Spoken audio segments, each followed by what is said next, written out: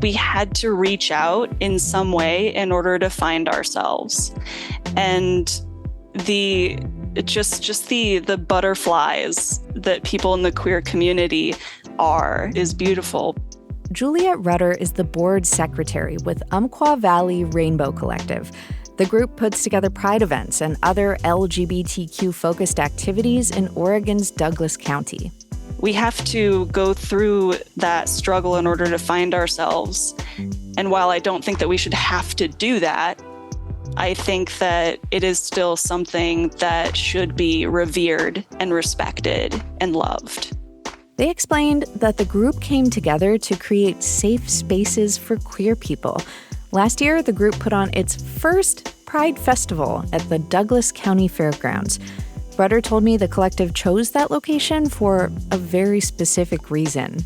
It can be a space that we can enclose so people don't need to be mulling about with protesters literally right behind them. The protesters get to be outside of the event. So it's a much more exclusive thing that people can feel safer at, and less like they need to defend their existence every 2 seconds while also trying to celebrate themselves. We're trying to help them to not have to do that. June is officially Pride Month, but queer celebrations spill over into July. Portland Pride is this weekend. And of course, queer visibility shouldn't be limited to one month of the year. It's important all the time. I really love, actually, how much more visibility is on rural spaces. This isn't the only place that I've heard of where rural areas are starting to get more attention. And that really gives me hope. I'm Jen Chavez, and this is The Evergreen, a podcast about the place you call home. Pride is about celebrating queer communities, and it's also a chance to learn about queer history. Today, we're going to bring you 2 intergenerational conversations about the importance of history and combating queer erasure with friendship and resilience. Eugene has been known for decades as a very lesbian-friendly city. From the 1960s through the 1990s, lesbians traveled from across the U.S. to Eugene, Oregon, many in Volkswagen buses. In fact, so many lesbians made their way to Eugene and began building lesbian collective businesses and group houses that it became known as the lesbian Mecca. I'm Enid Lufton, and right now, I think I'm a historic lesbian, I realize, which is amazing. I'm 72 years old, which is also amazing. Was originally from Ohio and came here in 1977 to Eugene. Very, very involved in the lesbian community all that time. OPB Weekend Edition host Lillian Kerbake recorded a really fascinating conversation between Enid and Shayna Meltzer, who is 51 years younger than her. My name is Shayna Meltzer. I use she, they pronouns. I'm 21 years old. I grew up in San Diego, California, and now I go to the University of Oregon. Enid and Shayna were both raised Jewish, and they were both involved in the Eugene Lesbian Oral History Project. They've become good friends. I would call Enid my queer grandma, and we get dinners, and it is very lovely and very special. Actually, I was looking for some young bodies to help me with a garage sale like a year ago. But over the year, then we just would spend time together and just talk and learn about each other, and it's just amazing. Very special. I didn't really know anything about other generations in terms of queerness or anything about that. You know, I knew a little bit of history, but I didn't have people in my life. And I think that as I was kind of coming into my own identity and exploring who I was, who I wanted to be, being able to have someone from an older generation who's been there and can talk through that with me has been a really powerful experience. And for me, it never occurred to me that younger people would be at all interested in me as an old person. And it just surprises me how they're really interested in, what my life was like and what it is like now. And and that they honor that. And I just never expected that. I usually thought that young people didn't really pay much attention to older people. I guess when I was young, I didn't. But so it's been really refreshing, and it's been really, it's just been really nice to, talk about what our lives are like and, hopefully be some kind of role model, but also they're such role models to me too. Talking with Shayna and other younger people, I really, I'm in awe of like what they're having to deal with. And also, they also, are looking for ways to connect and seeing through the project what we had, the community that we built in the 70s and 80s, and, how there isn't something exactly like that now. I think that, being exposed to social media at such a young age, there's suddenly all of these options and all of these things, and do you have to know, and how do you figure it out? I think that sometimes my generation likes to label.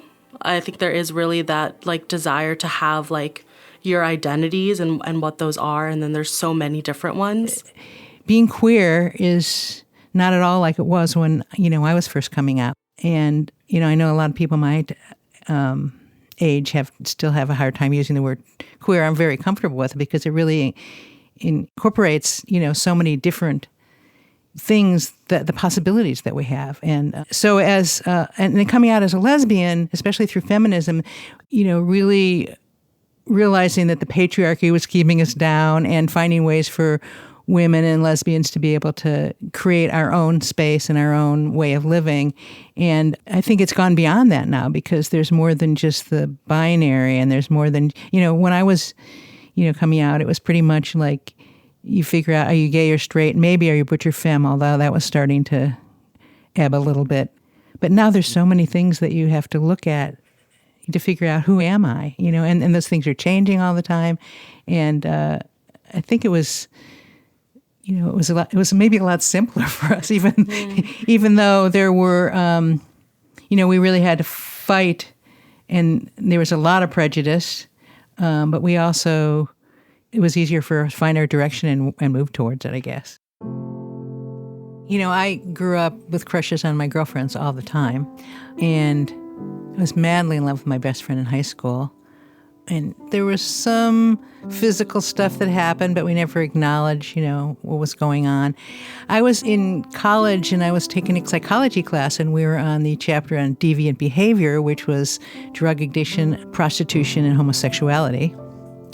And I remember walking out of class, and my friend was had the class in the same building after me, and I saw her there, and it was like, I freaked out. It's like, that can't be me. That can't be me.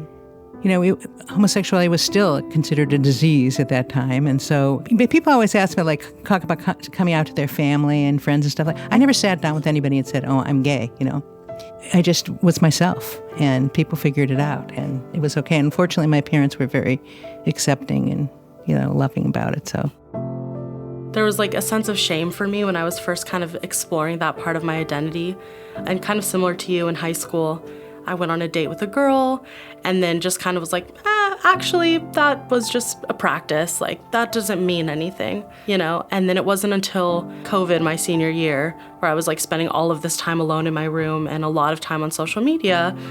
And I don't know, I was able to kind of reflect on myself a little bit more. So I first came out to a friend around that time, and it was hard. I was crying, and she was very supportive. And I don't really know where that shame kind of came from. It didn't come from my family. And my parents, well, it could have come from society, the world. Yes, you're right. There maybe were some other messages out there emphasizing those things. Yeah, absolutely. And my parents have always been so you love who you love. And even so, it was more, I wanted to tell them when I had someone to tell them about.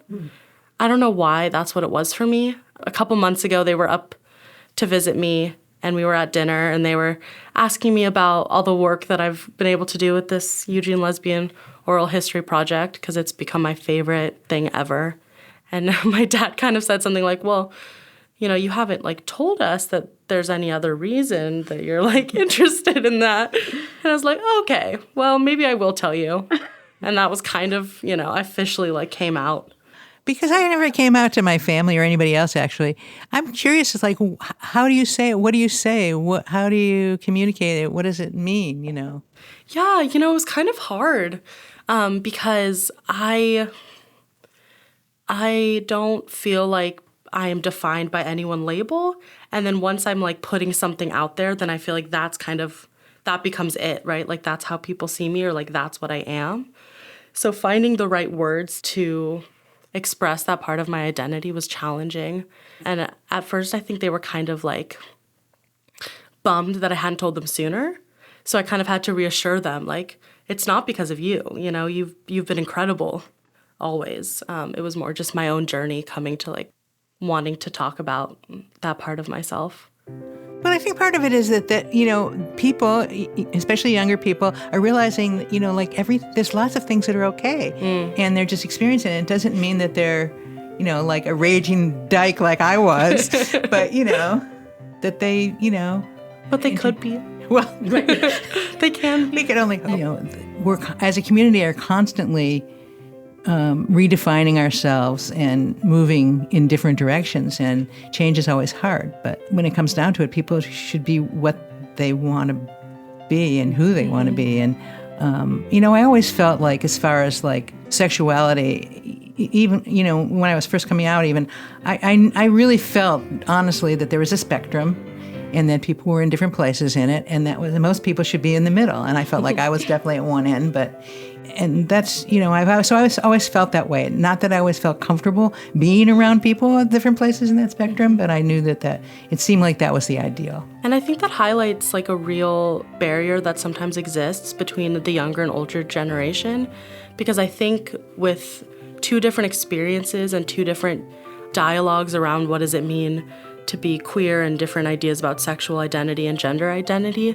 I think sometimes it's really hard for like my generation, who cancel culture is really big. I think sometimes there's that like kind of shut off because they see it as like, oh, well, you're being disrespectful, or you're not like being open to it.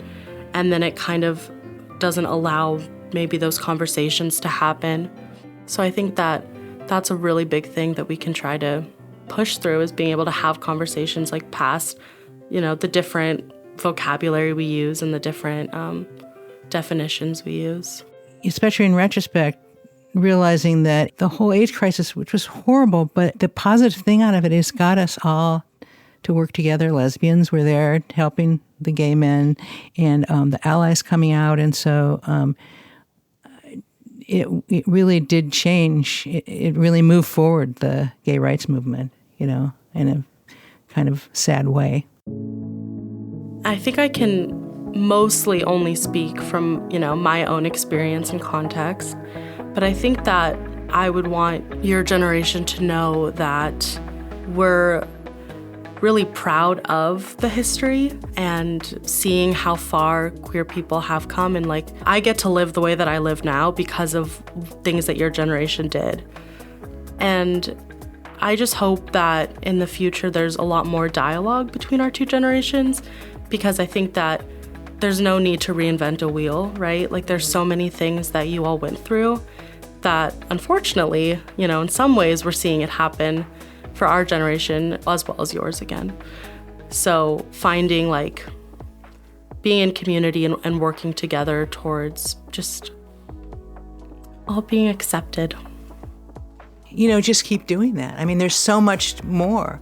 There's so much beyond. Who knows what comes next? And, love yourself.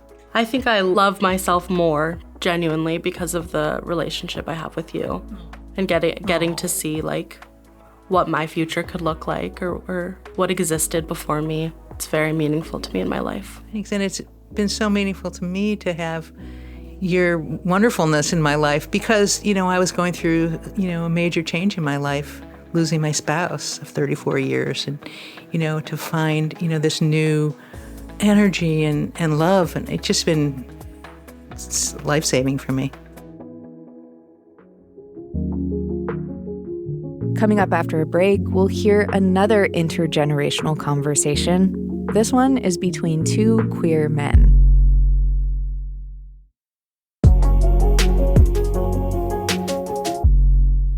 Looking back on the history of LGBTQ people reveals how much has changed and the challenges that queer communities still face. OPB Morning Edition host Jess Hazel recently brought together two people to reflect on this during Pride season. So before we get started, I feel like I should get to just know you a little tiny bit. All I know is your name is Roland. My name is Paul, he, him pronouns. I'm 61, and I've been in Portland for a long time. Nice. How about you? I'm Roland Mechanic, he, him pronouns as well. I'm 32. Okay. I've been in Portland about 10 years. Okay. I'm originally from Florida, so that kind of fun. Another refugee coming here. Yeah, Yes, exactly. Yes. Yeah. Okay, cool. Yeah. Paul Arabino is the editor of a new anthology called Defining Moments: Essential Queer Stories that spans generations and locations across the Northwest. And Roland Mechanic is a comedian and improviser. What do you hope that older people understand about your experience? Yeah, well, I think there is this divide. You know, I don't have a lot of like older queer friends, and I wish I did, because I think understanding that we are going through a lot of the same things that you did to a very different degree, right? I think in a lot of ways it is a lot better for the youth today. But in a lot of ways, like with visibility comes a lot more violence, and you know, just being on the internet and social media. I mean, if I choose to post a video where I'm telling a story about being trans, that opens me up to so much hate. Yeah, and so I think that's part of like being younger. And even like I'm 32, so I'm not even on TikTok as much as the Gen Zers. But yeah, I think that's sort of just part of it, is like, okay, well, if I want to be myself and put myself out there, I might get some horrific things said to me online. And it's like, that's kind of an unfortunate part of the culture right now. That's an excellent point. Yeah. Yeah, I'm curious about kind of the flip side of that. What do you hope that younger people understand or take away from these stories? What I'm finding is the depth of emotions are there, and young kids are listening, and they really appreciate the stories.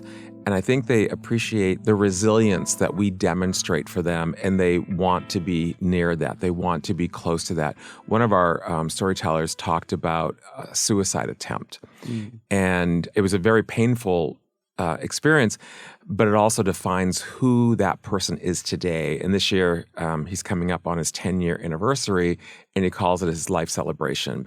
It just, that story in of itself, when he reads that story, the young kids can totally relate to that. Yeah. And some of them have talked about suicide ideation or, you know, cutting themselves. And it's just like, wow, that still happens today. So I think I would love to see if there's a way that we can foster that. How can we support one another and maybe not so much tokenize the experiences, but see how we can be there, Right. cross generations for each other?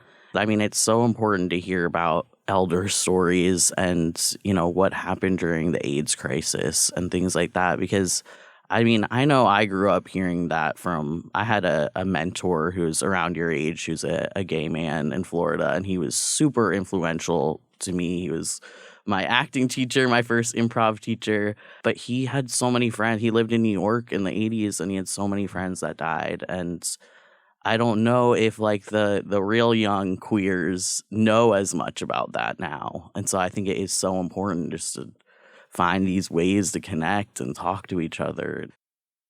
I guess I'm curious what your thoughts are about our future. So we have this history. How does that inform the future? To be honest, it's hard right now for me to feel hopeful about the future. I don't know. Right now, it feels like a little bit of a dark time, and it's hard to see what the path forward is there. But I think it's continuing to connect in these ways. And I just know when I'm with my community, it just feels like better. And like, okay, maybe we can tell our stories together and have each other's backs. Well, I'm curious what you think about the future. Yeah, well, I feel like we're at a rough patch politically. It's one of the reasons why I wanted this book to come out now during this election year, because I feel like there is a sense of this queer erasure. Like they don't want to know our stories. Yeah. Like they're banning our books, they're burning our books. They don't want to know the truth. They don't want to know. And these stories are so important. So I'm very motivated to tell these stories, because if we don't, then who does? Yeah. And I'm really passionate about that. And the other thing, I feel like allies have been super, super supportive on this journey, that they want to know more. They want to be able to support us in a meaningful way. It's like they want more depth too. They want to understand our struggles and our challenges so they can be better allies. So yeah, I feel hopeful, but there's still this feeling of, I feel unsettled with just like the way things are going politically, and also the separation.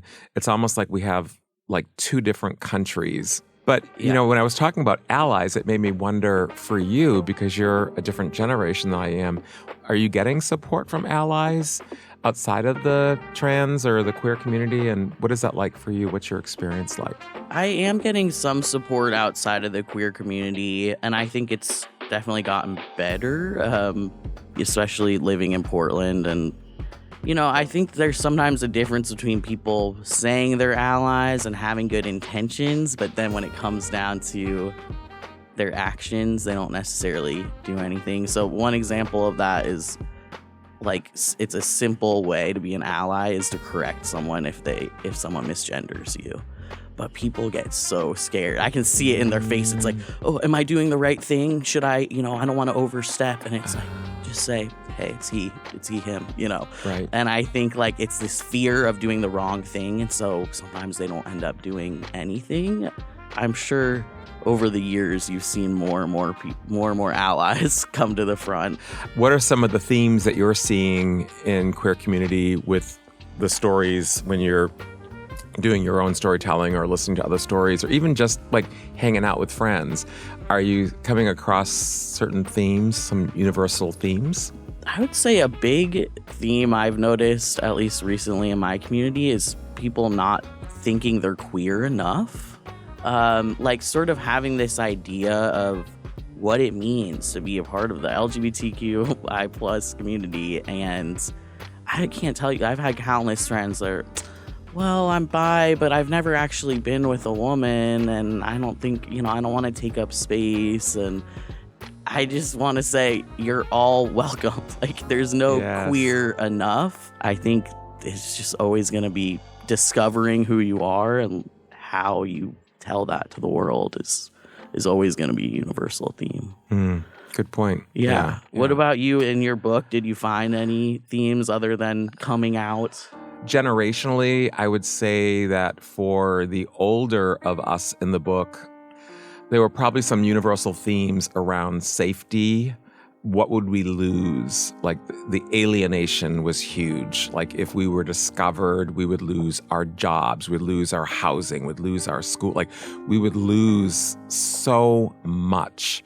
And then also just not having role models. We have, I believe, two older trans storytellers. One is 75 and one is 66.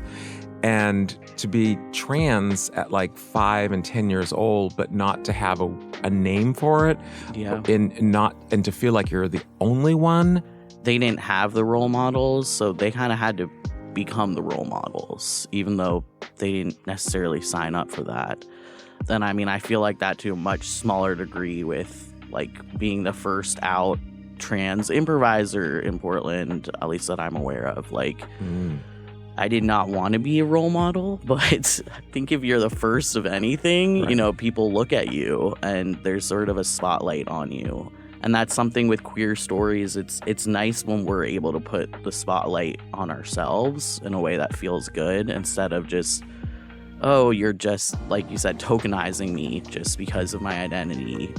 So it makes me think, I've noticed that when we do things like by us, for us, and I don't do this enough, but I love doing queer events for queer people and allies, obviously, but it's different. Yeah.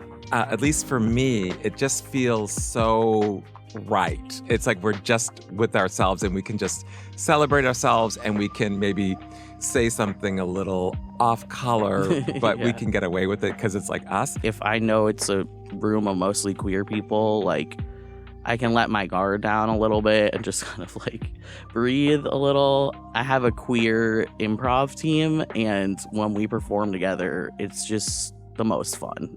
Knowing, like, okay, we have that in common. Yes. Like, I feel more taken care of, I guess. Yes. Yeah. Is there anything that you just want to say, a certain message that resonates with you with Pride this year? I think I'd like to maybe just reiterate, because we both talked about people not thinking that they're queer enough or that their stories are important enough. And I just want people to really like sit with that and think about what makes you think that you're not important enough to tell your story.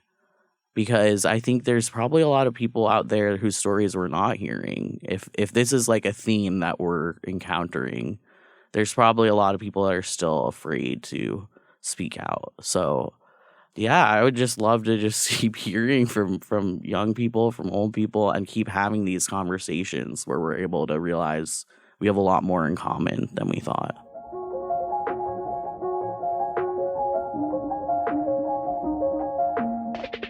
Thank you so much for joining us for this Pride edition of The Evergreen.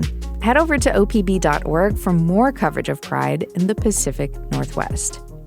And thank you in general for listening to The Evergreen, a podcast from OPB. Tune in next week to hear from science reporter Jess Burns about the researchers exploring honey as a sweet solution for faster, more efficient computers. If you're here listening right now, by the way, you are part of our new podcast family.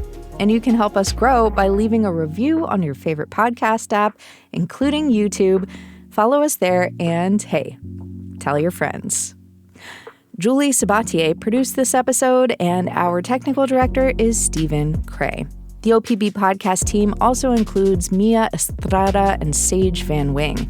Lillian Kerbake and Jess Hazel did the interviews you heard. The music in this episode is from Audio Network.